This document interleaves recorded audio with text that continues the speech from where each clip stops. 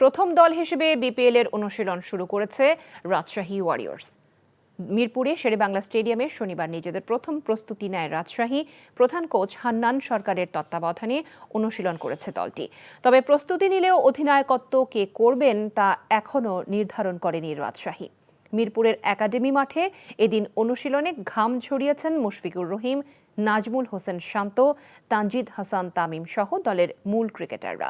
আগামী 23শে ডিসেম্বর বিকেলে সিলেটের উদ্দেশ্যে রওনা দেবে দলটি। এর আগেই ঢাকাতেই প্রস্তুতি নেবে রাজশাহী। উদ্বোধনী ম্যাচের দলের সবগুলো বিদেশি ক্রিকেটারকে পাওয়া নিয়ে আশাবাদী দলের প্রধান কোচ হান্নান সরকার।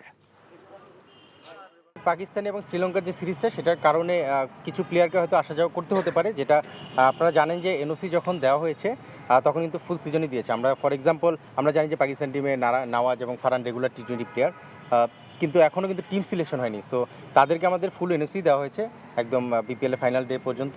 সেই এনওসি আমরা পেয়েছি। এখন যদি তারা ন্যাশনাল টিমে কল পায়, সেটা একটা নিয়মই থাকে যে ন্যাশনাল টিমে কল পেলে তাদের ন্যাশনাল ডিউটির জন্য যেতেই হবে।